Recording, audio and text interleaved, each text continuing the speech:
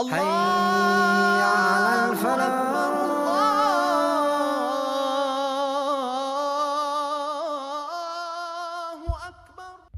ቢስሚላህ ወልሐምዱሊላህ ወሰላቱ ወሰላሙ አላ ነቢይና ወአላ አሊሂ ወአስሐቢሂ ወመንዋላ ፈሰላሙላሂ አለይኩም ወራህመቱላሂ ወበረካቱ። ያ ሙስሊሙን ሙስሊማት እንዲሁም ይህን መርሃ ግብር የምትከታተሉ ክርስቲያን ታዳሚዎች ሁላችሁንም ሰላም ብያችኋለሁ።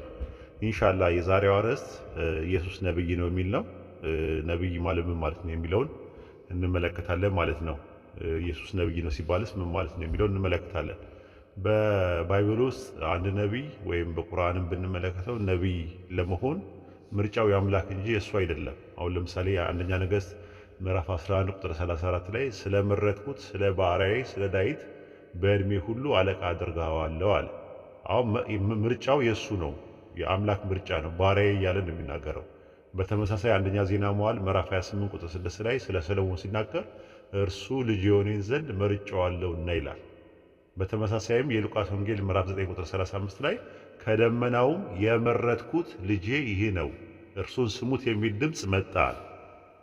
ስለዚህ ኢየሱስ የተመረጠ ነው ማለት ነው። የተመረጠው ከሰው መካከል የሚመረጥ ነው። ራሱ መቼም አምላክ አምላክን አይመርጥም። መራጩ አምላክ ሲሆን ተመራጩ ደግሞ የግድ ፍጡር ነው የሚሆነው። ምክንያቱም አንድ ማንነት ከመመረጡ በፊት ያ የተመረጠለትን ነገር አይደለምና። ኢየሱስ በእርግጥ ለእስራኤል ልጆች መልእክተኛ ይሆን ዘንድ አምላክ የመረጠው ነው። ራሱ ሐዋርያት ሥራ ምዕራፍ 3 ቁጥር 20 ላይ አስቀድሞ ለእናንተ የመረጠውን ኢየሱስ ክርስቶስን እንዲልክላችሁ ኃጢአታችሁ ይደመሰሰን ንስሐ ግቡም ተመለሱ አለ ጴጥሮስ። ስለዚህ አስቀድሞ ለእናንተ የመረጠውን አለ። አይሁዳውያን የሚመጣው መሲህ በአምላክ የተመረጠ ሰው ነው እንጂ ራሱ አምላክ ነው ብለው በፍጹም አያምኑ። አምላክ አንድ ሲሆን ይህ አንድ አምላክ የመረጠው ደግሞ ፍጡር ነው የሚሆነው። የሉቃስ ወንጌል ምዕራፍ 23 ቁጥር 35 ላይ እርሱ በአምላክ የተመረጠ ክርስቶስ ከሆነ ራሱን ያድን እያሉ እያፌዙበት ነበራል። የሉቃስ ወንጌል ምዕራፍ 23 ቁጥር 35 ላይ እርሱ በአምላክ የተመረጠ ክርስቶስ ከሆነ ራሱን ያድን እያሉ ያፌዙበት ነበረ። የፈጣሪ ምንነት ያለው ማንነት በሌላ የፈጣሪ ምንነት ባለው ምንነት ተመረጠ ማለት እጅግ ሲበዛ ተላላነት ነው ራሱ። ነገር ግን ፈጣሪ ኢየሱስን የመረጠው ለራሱ ባሪያ እንዲሆነው ነው። ትንቢተ ኢሳይያስ ምዕራፍ 42 ቁጥር 1 ላይ እነሆ ደግፌ የያዝኩት ባሪያዬ ነፍሴ ደስ የተሰኘችበት ምርጤ ይለዋል። ምርጤ ማለት የመረጥኩ ማለት ነው። ልክ ማቴዎስ ወንጌል ምዕራፍ 12 ቁጥር 18 ላይ የማቴዎስ ጸሐፊ ከኢሳይያስ 42:1 ላይ ጠቅሶ የመረጥኩት ባሪያዬ ነፍሴ ደስ የተሰኘችበት ወዳጄ የሚለው ለኢየሱስ እንደሆነ ነግሮናል ማለት ነው። ፈጣሪ ኢየሱስን ምርጤ ማለቱ በራሱ ተመራጩ ኢየሱስ ፍጡር እንጂ ፈጣሪ ላለመሆኑ ጉልህ ማሳያ ነው። በእርግጥ ኢየሱስ የአምላክ ምርጫ ስለሆነ የአምላክ ምርጥ ተብሏል። ለምሳሌ ዮሐንስ ወንጌል ምዕራፍ 1 ቁጥር 34 ላይ እኔም አይቻለሁ እርሱ የአምላክ ምርጥ እንደሆነ መስክሬያለሁ አለ። ኮዴክስ ሲናቲከስ ፓፒረስ 5 ፓፒረስ 106 ላይ የሚናገረው እንደዛ ነው። ራሱ የአምላክ ምርጥ ብሎ ነው ያስቀመጠው ራሱ ኖርማሊ ማለት ነው። ወሌሎቹ ላይ ደግሞ ሌሎቹ ኮዴክስ ቫቲካነስ ላይ ደግሞ ሆዮስ ቶዩ ሆዩስ ቶዩ ቶዩ ነው የሚለው ራሱ ማለት የአምላክ ልጅ ብሎ ነው ያስቀመጠው። ነብዩ ዮሐንስ በትክክል ያለው የቱን ነው የአምላክ ምርጥ ነው ወይስ የአምላክ ልጅ ነው የሚለው ሁለት ልዩነት ለመዳኘት መመዘኛ ኦሪጂናል አውቶግራፊ የለንም፣ ስለ መሰረታዊ ምንጭ የሚባለው ማለት ነው። ስለዚህ የተመረጠው ማንነት ኢየሱስ አብ ሲያደርግ እያየ የሚያደርግ እንጂ ከራሱ ምንም ነገር የሚያደርግ አይደለም ራሱ ኖርማሊ ማለት ነው። ስለዚህ ከዚህ አንጻር ኢየሱስ የተመረጠ መሆኑን እንመለከታለን ማለት ነው። ብዙ ቦታ ላይ እንደተመረጠ ያሳያል ማለት ነው። ምን ለመሆን ነው የተመረጠው ብለን ስንል ያው የታወቀ ጉዳይ ነው። ነብይ ለመሆን ነው የተመረጠው ማለት ነው። ነብይ እንደሆነ የሚያሳዩ ነገሮች አሉ። አዎ መጀመሪያ ነብይ ማለት ምን ማለት ነው ብለን የሚለውን ነገር ማየት መቻል አለብን። ለምሳሌ ኢየሱስ ነብይ ነው ካልን ጥያቄያችን የማን ነብይ ነው ይላል። መልሱ የአምላክ ነብይ ነው ካል አምላክ ስንት ነው? አንድ አምላክ ነው። ስለዚህ ኢየሱስ የአንዱ አምላክ ነብይ ነው ከሆነ ፊሽካው ተነፋ ማለት ነው። ከዚያ በኋላ አምላክ ነው የአምላክ ሁለተኛ አካል ነው አባል ነው የሚለው አስተምሮት ፉርሽ ይሆናል። መቼም አምላክ ለአምላክ ነብይ ካልሆነ ይህ ነብይ ሰው ነው የሚሆነው። ምክንያቱም ኢየሱስ አምላክ ያስነሳው ነብይ ነው ብለው ራሳቸው ያምናሉ። ኦሪት ዘዳግም ምዕራፍ 18 ቁጥር 18 ላይ ለኢየሱስ ነው ብለው ያምናሉ ክርስቲያኖች። ከወንድሞቻቸው መካከል እንዳንተ ያለ ነብይ አስነሳለሁ፣ ቃሌን በአፉ አድርጋለሁ፣ ያዘዝኩትን ሁሉ ይነግራቸዋል አለ። ይህ ጥቅስ አበይት ክርስቲያኖች ስለ ኢየሱስ ነው ቢሉ፣ ጥቂት የሀገራችን ኦርቶዶክሶች ደግሞ ስለ ኢያሱ ነው ይላሉ። ስለ ኢያሱ ነው የሚለው እንተውና ስለ ኢየሱስ ነው ያሉትን እንሞግት። አምላክ እንደርሱ ያለ ነብይ ማንም የለም፣ እንደርሱ ያለ ማንም የለም። የሚመጣው ነብይ ግን ኢየሱስ ከሆነ ያ ነብይ እንደ ሙሴ ያለ ነው። ይህ ጥቅስ ኢየሱስ የአምላክ ነብይ እንጂ አምላክ እንዳልሆነ ያሳብቃል ማለት ነው። ሲቀጥል እንደ ሙሴ ያለ ነብይ አድርጎ የሚያስነሳው አንዱ አምላክ ከሆነና አንዱ አምላክና የእርሱ ነቢይ ሁለት የተለያዩ ምንነቶችና ማንነቶች ናቸው። ሲሰልስ ደግሞ ቃሌን በአፉ አደርጋለሁ ይላል። ቃሌን አፌን በአፉ አደርጋለሁ ማለት ይህ ነቢይ ልክ እንደ ሌሎች ነቢያት ቃሉን በአፉ ከተደረገ በአፉ አድራጊው አምላክና በአፉ የተደረገለት ኢየሱስ በሐልወት ደረጃ እንደሚለያዩ ነው የሚያሳየው። ለምሳሌ ኦሪት ዘኍልቍ ምዕራፍ 23 ቁጥር 16 ላይ ያህዌ በለዓምን ተገናኘ ቃልንም በአፉ አድርጎ ወደ ባላቅ ተመለስ እንዲህም በላለው ይላል። ቃሉን በአፉ አደረገው ማለት ነብይ ነው። ኢሳይያስ ምዕራፍ 51 ቁጥር 16 ላይ ጽዮንንም አንቺ ሕዝቤ ነሽ እል ዘንድ ቃሌን በአፍ አድርጋለሁ በእጄ ጥላ ጋርዳለሁ አሉ ኢሳይያስን። ትንቢተ ኤርምያስ ምዕራፍ 1 ቁጥር 9 ላይም ያህዌ እነሆ ቃሌን በአፍ ውስጥ አኖራለዋል። ስለዚህ ቃሌን በአፍ ውስጥ አኖራለሁ ካለ ነብይ ነው ማለት ነው። በራሱ የሚናገር ነገር አይደለም። አንዱ አምላክ በለዓምን በኢሳይያስ በኤርምያስ አፍ ተናግሮ በል ካለው ዘንዳ በኢየሱስ አፍ ቃሉን ካደረገው በል ካለው ተመልሶ ያ ነብይ እንዴት አምላክ ነው የሚሆነው? ያዘዝኩትን ቃል ሁሉ ይነግራቸዋል አለ የሚለውን ቃል እንጂ ራሱ ኢየሱስ ታዞ የሚናገር ነብይ ስለሆነ ቁልጭ ያለ ማሳያ ነው። ዮሐንስ ወንጌል ምዕራፍ 12 ቁጥር 49 ላይ እኔ ከራሴ አልተናገርኩምና ነገር ግን የላከኝ አብ እርሱ የምለውንና የምናገረውን ትእዛዝ ሰጠኝ አለ። ዮሐንስ ወንጌል ምዕራፍ 14 ቁጥር 24 ላይም የምትሰሙት ቃል የላከኝ እንጂ እኔ አይደለምና አለ። ዮሐንስ ወንጌል ምዕራፍ 12 ቁጥር 50 ላይም ስለዚህ እኔ የምናገረው አብ እንደነገረኝ ነው አለ። ኢየሱስ የሚለውና የሚናገረውን በትእዛዝ ከሆነ አምላክ እንደነገረው ከሆነ ኢየሱስ ልክ እንደ ሙሴ በአንዱ አምላክና በሰዎች መካከለኛ ሆኖ ሲናገር የነበረ ነብይ ነው ማለት ነው። ያንን ነው የሚያስተምረው ማለት ነው። ገላትያ ምዕራፍ 3 ቁጥር 19 ላይ ሙሴ መካከለኛ ተብሏል። ሜሴቶስ ተብሏል። ራሱ ኖርማሊ መካከለኛ ተብሏል ራሱ። ኦሪት ዘኍልቍ ምዕራፍ 4 ቁጥር 37 ላይ በሙሴ እጅ ነው ትእዛዝ የተሰጠው ይላል። በመካከለኛ እጅ እያለ ይናገራል ማለት ነው። በመካከለኛ እጅ የሚለው ነገር ካየን ገላትያ 3:20 ላይ መካከለኛ ለአንድ ብቻ አይደለም አምላክ ግን አንድ ነው ይላል። ይህንን ነው የሚያሳየው። ስለዚህ ኢየሱስ በአንድ አምላክና በሰዎች መካከል ያለ መካከለኛ ነብይ ነው። አንደኛ ጢሞቴዎስ ምዕራፍ 2 ቁጥር 5 ላይ አንድ አምላክ አለና በአንድ አምላክና በሰዎች መካከል ያለው መካከለኛ አንድ ነው አለ። እርሱም ሰው የሆነው ኢየሱስ ክርስቶስ ነው በማለት ሰው የሆነው ክርስቶስ ኢየሱስ ነው በማለት ይናገራል ማለት ነው። ለዛ ነው የሉቃስ ወንጌል ምዕራፍ 24 ቁጥር 19 ላይ በአምላክና በሕዝቡ ሁሉ ፊት በስራና በቃል ብርቱ ነብይ ስለነበረው ስለ ናዝሬቱ ኢየሱስ ነው አለ። የናዝሬቱ ኢየሱስ ምንድነው? በአምላክና በሕዝቡ መካከል ያለ ብርቱ ነብይ የነበረ ነው። ዮሐንስ ወንጌል ምዕራፍ 8 ቁጥር 40 ላይ ነገር ግን አሁን ከአምላክ የሰማሁትን እውነትን የነገርኳችሁ ሰው ልትገድሉኝ ትፈልጋላችሁን አለ። ስለዚህ በአምላክና በሰዎች መካከል ላይ ሆኖ ሲናገር የነበረ መካከለኛ ምን ነበረ ማለት ነው? ነብይ ነበር ማለት ነው። ያ ነብይ ከማን ነው የሚሰማው? ከአንዱ አምላክ እየሰማ ነው የሚመጣው ማለት ነው፣ የሚናገረው የነበረው ማለት ነው። ነብይ የሚለው የግዕዝ ቃል ራሱ ነበየ ማለትም ተናገረ ከሚል ቃል የመጣ ሲሆን ምን ማለት ነው? ነባቢ ማለት ነው። ነባይ ማለት ነው። ተናጋሪ አውሪ ማለት ነው። ከፈጣሪ የሚመጣለት ንግግር ደግሞ ነቢይ ነው ይባላል። ራሱ ያ ወህይ ወይም ዲቫይን ሬቨሌሽን ወይም ደግሞ መለኮታዊ መገለጡ ማለት ነው። ስለዚህ ማርቆስ ወንጌል ምዕራፍ 6 ቁጥር 4 ላይ ኢየሱስም ነቢይ ከገዛ ሀገሩ ከገዛ ዘመዶቹ ከገዛ ቤቱ በቀር ሳይከበር አይቀርም እናላቸው ይላል። ማቴዎስ ወንጌል ምዕራፍ 20 ቁጥር 11 ላይ ሕዝቡም ይህ ከገሊላ ናዝሬት የመጣው ነብዩ ኢየሱስ ነው አሉ ይላል። ነብዩ ኢየሱስ። ዮሐንስ ወንጌል ምዕራፍ 9 ቁጥር 17 ላይ አንተ ዓይኖችን ስለከፈተ ስለ እርሱ ምን ትላለህ ደግሞ አሉት፣ እርሱም ነብይ ነው አለ ይላል። ስለዚህ ይህ አፍጦና አፋጦ አግጦና አንጋጦ የሚታይ እውነት ነው። የናዝሬቱ ኢየሱስ በአምላክና በሰዎች መካከል ያለ ነብይ እንደሆነ በቀላሉ እንረዳለን ማለት ነው። ነብይ ብቻ አይደለም፣ ረሱልም ነው፣ መልእክተኛም ነው። መልእክት ተሰጥቶታል። ራሱ ወንጌል የሚባል መልእክት ተሰጥቶት የሚያስተላልፍ ነበረ። መልእክተኛ ማለት ምን ማለት ነው ስንል ብሉይ ኪዳን ላይ የነበሩ ነቢያቶችን ትዝ ይሉኛል። ራሱ ማላክ የሚለው የዕብራይስጥ ቃል መልእክተኛ ማለት ነው። ለምሳሌ ትንቢተ ሐጌ ምዕራፍ 1 ቁጥር 13 ላይ የያህዌ መልእክተኛ ሐጌ በያህዌ መልእክት ሕዝቡን እኔ ከእናንተ ጋር ነኝ ይላል ያህዌ ብሎ ተናገራል። ስለዚህ መልእክተኛ ነው ራሱ። ነብይ ራሱ መልእክተኛ ነው ራሱ። እነሆ መንገድን እልካለሁ፣ እነሆ መልእክተኛዬን እልካለሁ መንገድንም በፊት ያስተካክላል ተብሎ ትንቢት ተነግሮ ነበር። ትንቢተ ሚልክያስ 3:1 ላይ እነሆ መልእክተኛዬን እልካለሁ መንገድ በፊት ያስተካክላል ይላል።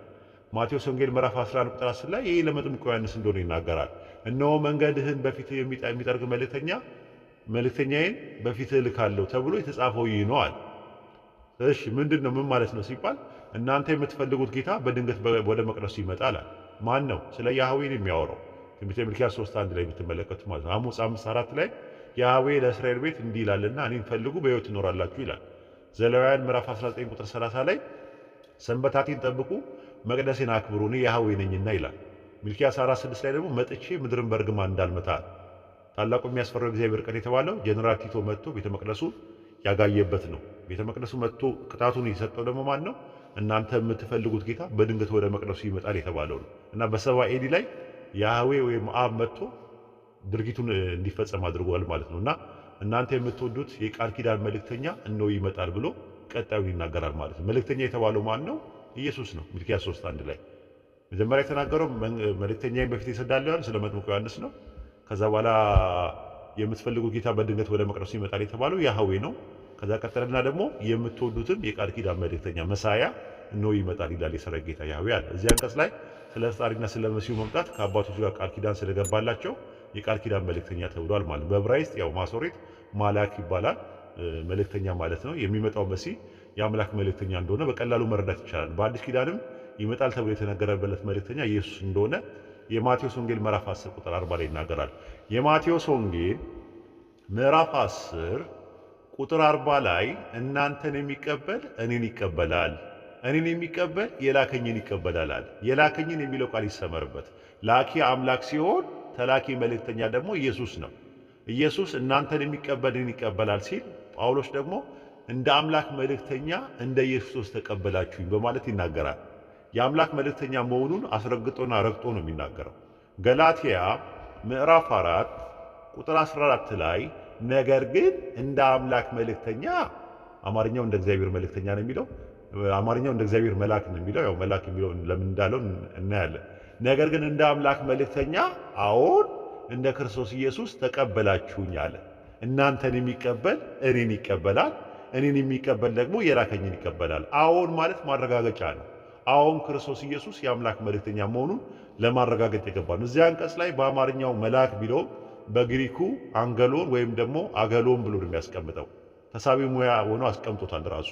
አንገሎስ ወይም አገሎስ የሚለው ቃል በቀላሉ መልእክተኛ ማለት ነው። ለነቢዩ ዮሐንስ መልእክተኛነት ተቀምጧል። ማቴዎስ ወንጌል ምዕራፍ 11 ቁጥር 10 ላይ ብትመለከቱት እነሆ መንገድን በፊት የሚልክ መልእክተኛዬን በፊት እልካለሁ ተብሎ የተጻፈው ይነዋል። እዚህ አንቀጽ ላይ ዮሐንስ መልእክተኛ የተባለበት ቃል በተመሳሳይ አንገሎስ የሚለው ነው። ስለዚህ ኢየሱስ የአንዱ አምላክ መልእክተኛ ነው ማለት ነው። ዮሐንስ ወንጌል ምዕራፍ 17 ቁጥር 3 ላይ እውነተኛ አምላክ ብቻህን የሆንከውን አንተንና የላከውንም ኢየሱስን ያውቁ ዘንድ ይህች የዘላለም ሕይወት ናት አለ። ኢየሱስ የዘላለም ሕይወት ይሰጣል ሲባል ዮሐንስ ወንጌል ምዕራፍ 17 ቁጥር 1 እና ቁጥር 2 ላይ ለሰጠኝ ሁሉ የዘላለም ሕይወት ይሰጣቸው ዘንድ አለ። ምንድነው ያ የዘላለም ሕይወት ሲባል እውቀት ነው ራሱ። እውነተኛ አምላክ ብቻህን የሆንከው አንተንና የላከውን ኢየሱስን ያውቁ ዘንድ ይህች የዘላለም ሕይወት ናት። ይሄ እውቀት የዘላለም ሕይወት ነው አለ። ኢየሱስ የሰጠው ነገር እሱን ነው። የዘላለም ሕይወት የሚሰጠው የላከውን እውነተኛ አምላክ ብቻህን የሆንከውን አንተን አንዱን አምላክ እና የላከውን ይህ መልእክተኛ የተባለውን ረሱል የተባለውን ኢየሱስን ያውቁ ዘንድ ይህች የዘላለም ሕይወት ናት በማለት ይናገራል። ማለት ያ እውነተኛውን አምላክ ከኢየሱስ ለመለየት ካይ እና በሚል መስተጻምር ኮፕላቲቭ ኮንጃክሽን ይጠቀማል ማለት ነው። አንተ ከተባለው ማንነት ከአብ ተነጥሏል። ራሱ እውነተኛ አምላክ ብቻህን የሆንከው አንተን፣ በአምላክነቱ ደግሞ ሞኖን ተብሏል። የተባለው አብ ነው። ብቻህን የሥላሴ አስተምሮት በፍጹም ሞኖቲዝም አይደለም። ምክንያቱም ሞኖቲዝም ማለት ራሱ ሞኖቴይዝም የሚባለው ሞኖስ ማለትም ብቸኛና ቴዎስ አምላክ ከሚሉ ከሁለት ቃላት የተዋቀረ ነው። በጥቅሉ ብቸኛ አምላክ የተባለው ዮሐንስ ወንጌል ምዕራፍ 17 ቁጥር 3 ላይ አብን ነው የሚያመለክተው ማለት ነው። ኢየሱስ ደግሞ መልእክተኛ ከሆነ እርሱ ጋር የሌለ ነገር ሌላ ማንነት ያለው እውቀት ለማስተላለፍ የተላከ መልእክተኛ ነው። ዮሐንስ ወንጌል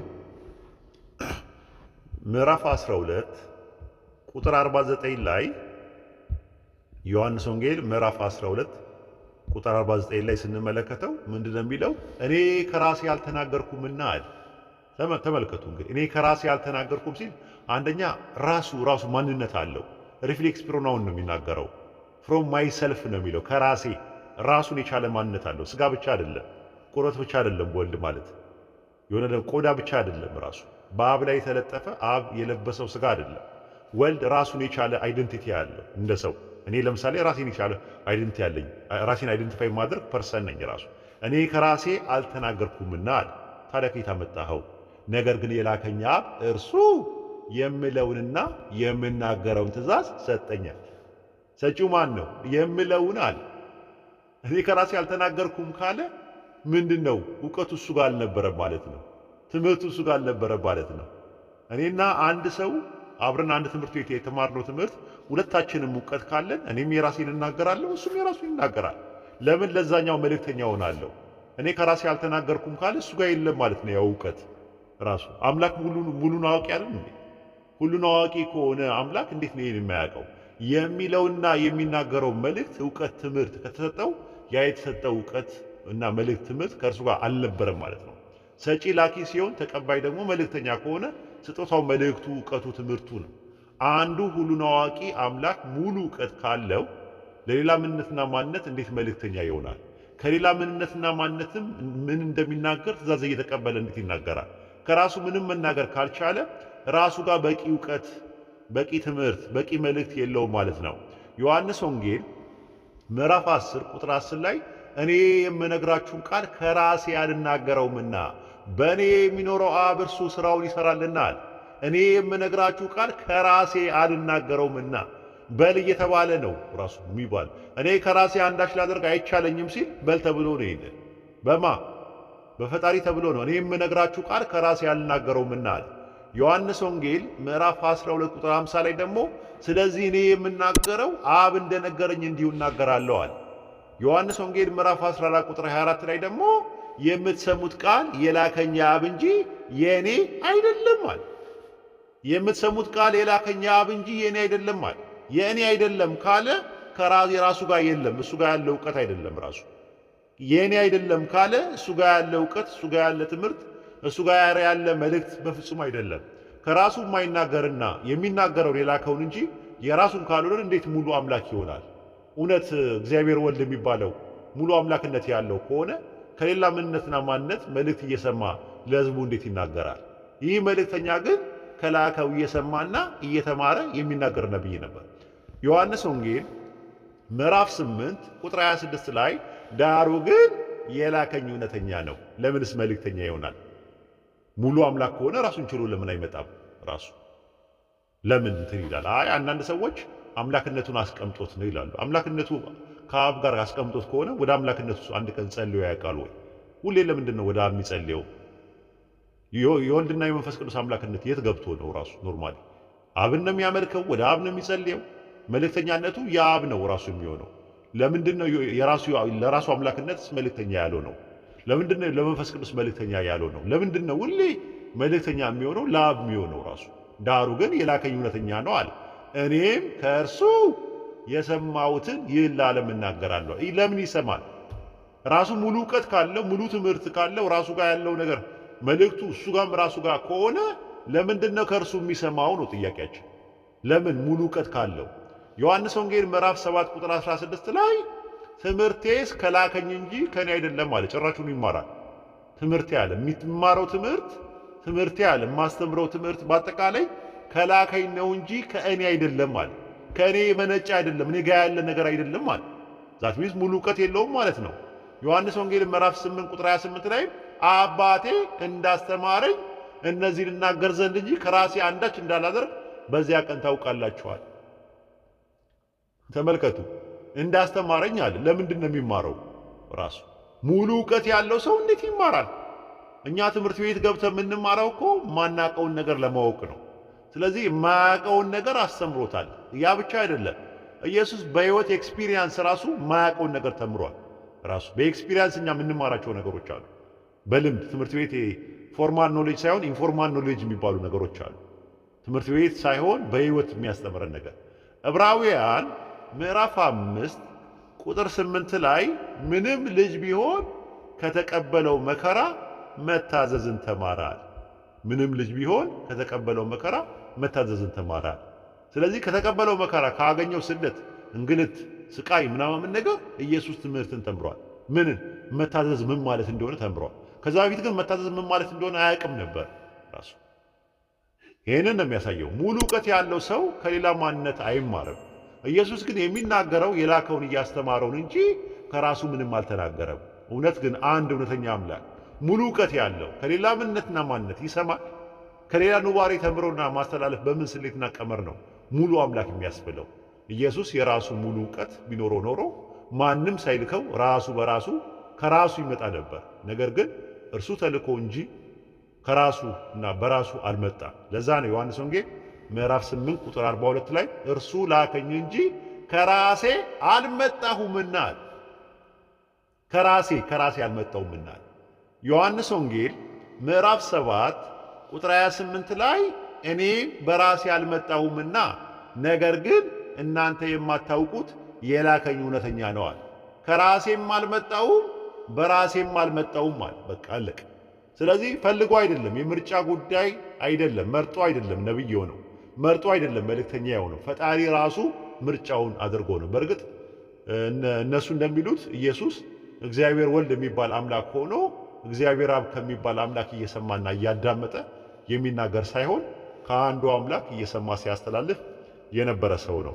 ዮሐንስ ወንጌል ምዕራፍ 8 ቁጥር 40 ላይ ተመለከቱ። ነገር ግን አሁን ከእግዚአብሔር፣ አማርኛው ከእግዚአብሔር ነው የሚለው፣ እንግሊዝኛው ጋር ነው የሚለው፣ ግሪከኛ ቴዎስ ነው የሚለው፣ ከአምላክ የሰማሁትን እውነትን የነገርኳችሁን ሰው ልትገሉኝ ትፈልጋላችሁን? አብርሃም እንዲህ አላደረገም አለ። የነገርኳችሁ ሰው አንትሮፖስ ቴዎስና አንትሮፖስ ነው ያስቀመጠው። አምላክና ሰው ሁለት የተለያዩ ማንነትና ምንነት አድርጎ ነው እዚህ ጋር የሚያስቀምጠው። ከአንዱ አምላክ እየሰማው እውነትን የነገርኳችሁ ሰው ነኝ አለ። እዚህ አንቀጽ ላይ አምላክ አሰሚ ባለቤት ነው፣ ሰው ደግሞ ሰሚ ተሳቢ ነው። ራሱ አሰሚና ሰሚ አለ። ራሱ የሚሰማው ማን ነው? ኢየሱስ ነው። እየሰማ ማን ነው የሚያሰማው? አንዱ አምላክ ነው። በአምላክና በሰው መካከል የሰማሁት የሚል አጫፋሪ ግስ አለ፣ ትራንሲቲቭ ቨርብ አለ። ኢየሱስ ከራሱ ምንም የማይናገር ከሆነ እኔ አምላክ ነኝ አምልኩ ቢል እንኳን አምላክ በእርሱ በኩል እየተናገረ እንደሆነ ነው የምንረዳው እንጂ አምላክ ነው ይመለካል ብለን አንደመድምም። ለምሳሌ ኦሪት ዘዳግም ላይ ተመልከቱት፣ ምዕራፍ 29 ቁጥር 2 ላይ ተመልከቱት። ሙሴ የእስራኤል ልጆች ሁሉ ጠርቶ አላቸው ይላል። ምን አላቸው? ቁጥር 6 ላይ ይዩት። ኦሪት ዘዳግም ምዕራፍ 29 ቁጥር 6 ላይ ይዩት። እኔ አምላካችሁ ያህዌ እንደሆንኩኝ ታውቁ ዘንድ እንጀራ አልበላችሁ፣ የወይን ጠጅና የሚያሰክር መጠጥ አልጠጣችሁም ማለት። አውዱ ላይ ይላል የሚል ነገር የለውም። ሙሴ እየተናገረ እያለ በሙሴ አንደበት እኔ አምላካችሁ ያህዌ እንደሆንኩ ታውቁ ዘንድ እንጀራ አልበላችሁም፣ የወይን ጠጅ አልጠጣችሁም ማለት እኔ አምላካችሁ ብሎ ሙሴ ተናግሯል። ይህንን ጥቅስ አቤት ኢየሱስ ተናግሮት ቢሆን ኖሮ ጉዳችን ነበር የሚፈለው ነበር። ኢየሱስ ተናግሮት ቢሆን ኖሮ ሙሴ ሲናገር ምን አለ? የእስራኤል ልጆች እንዲህ አላቸዋል፣ እኔ አምላካችሁ ያህዌ እንደሆንኩኝ ታውቁ ዘንድ። ቁጥር 7 ላይ የባሳን ንጉሥ መጣ፣ ሊወጉም መጡ፣ መታናቸዋል። ማን ነው? ሙሴ ነው የሚናገረው። መሀል ላይ ግን ይላል የሚል ነገር ሳይኖር አምላክ በሙሴ በኩል ሲናገር እንመለከታለን ማለት ነው። ስለዚህ ኢየሱስ የአምላክ መልእክተኛ ነው። ኢየሱስ እኮ መልእክተኛ ብቻ ሳይሆን ለላከው አምላክ ባሪያም ጭምር ነው። ራሱ ኖርማሊ ባለፈው እንዳየ ነው ባሪያ ነው ኢየሱስ፣ መልእክተኛ ነው፣ ነቢይ ነው። ከራሱ ምንም ነገር የተናገረው ነገር የለም። የላከውን የሚያደርግ የላከውን የሚለውን ነገር የሚያደርግ እንጂ ከራሱ ምንም ነገር የሚያደርገው ነገር አለ። ዮሐንስ ወንጌል ምዕራፍ 5 ቁጥር 20 ላይ ብትመለከቱት እኔ ከራሴ ምንም ወልድ ከራሱ ምንም ነገር ሊያደርግ የሚችለው አብ ሲያሳየው ለምን ያሳየዋል? ራሱ ሁሉን ማድረግ የሚችል ሁሉን አዋቂ ከሆነ ለምንድን ነው የሚያሳየው? ሁሉን ቻይ ከሆነ እና ይሄን ይመስላል። ኢየሱስ ነብይ መሆኑን በግልጽና በማያሻማ መልኩ ባይብል ላይ አለ። ግን ነብይ መሆኑን እነሱ መቀበላቸው ብቻ አይደለም።